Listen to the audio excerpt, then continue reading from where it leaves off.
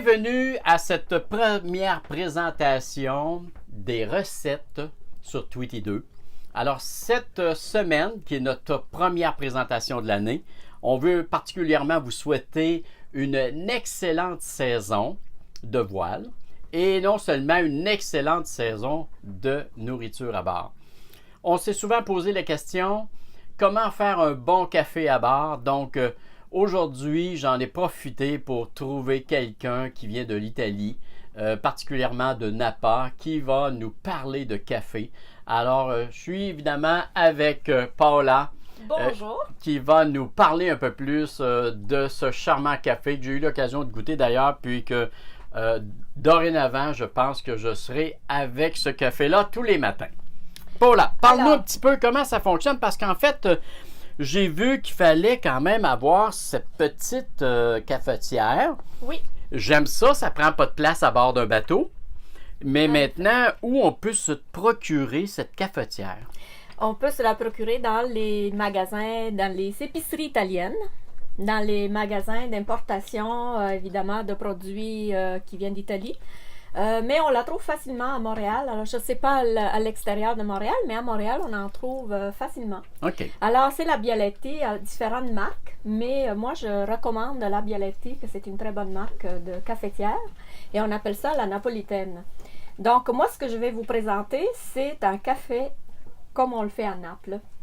Et donc, si tu me permets, Gracien, oui, je vais expliquer un petit peu comment ça fonctionne. C'est très, très simple. Donc, on l'ouvre et vous allez voir qu'à l'intérieur, on a comme comment on dit, un contenant pour le café. Oui. Où il y a un filtre. Et l'intérieur, c'est le contenant pour y mettre de l'eau. Donc, on commence, si vous voulez, je vais faire la démonstration. On va pouvoir mettre de l'eau à l'intérieur. Et il faut faire attention que l'eau arrive là où on voit la soupape pour la pression. Et on insère le petit filtre. Ensuite, le café. Moi, ce que j'achète, c'est le café Lavazza. C'est un café qui vient d'Italie. C'est pas dans les plus, comment je pourrais dire, les plus connus.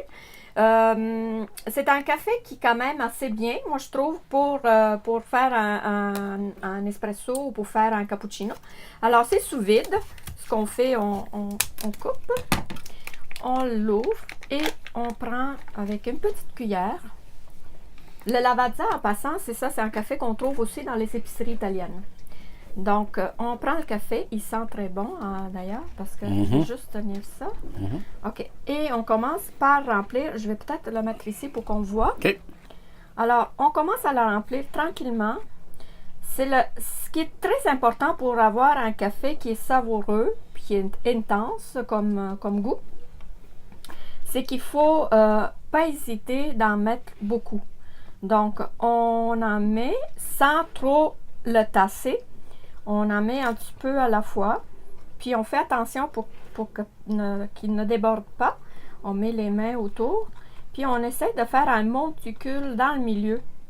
Donc, on continue parce que c'est important pour que quand on le visse après, le café il soit bien pressé. Alors, il ne faut pas hésiter d'en mettre dans le milieu. Là, je vais vous montrer qu'est-ce que ça va donner. Et voilà, vous voyez, c'est quand même assez généreux. Et ça, ensuite, on prend la partie d'en haut et on le visse. Et voilà. Donc, c'est vraiment très, très simple. Et on le met sous le feu pour le faire cuire.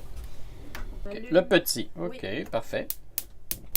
Puis, il faut que ça soit pas trop fort. La flamme, il faut qu'elle soit douce. OK. Une moyenne. OK, voilà. On va la mettre... C'est très important que ça sorte tout doucement. Donc, vous voyez, c'est comme crémeux à l'intérieur. Et voilà l'aspect que ça a un café espresso. Cette machine est faite pour 3 tasses. Évidemment, on parle de tasses à espresso, des petites tasses. Et on peut faire 2 cappuccinos avec cette machine. Mais on en trouve en commerce aussi pour 5 ou 7 ou 9 tasses. C'est un café vraiment particulier, donc c'est vraiment faire attention de ne pas prendre un café qui est fait maison parce que c'est très, très, très fin. Il faut qu'il soit vraiment fait exprès pour la napolitaine.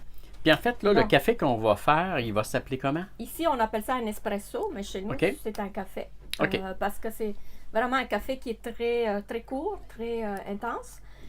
Et à partir de ce café-là, ce qui est intéressant, c'est qu'on peut en mettre dans des tasses à cappuccino, puis on peut après montrer comment on fait le lait moussé.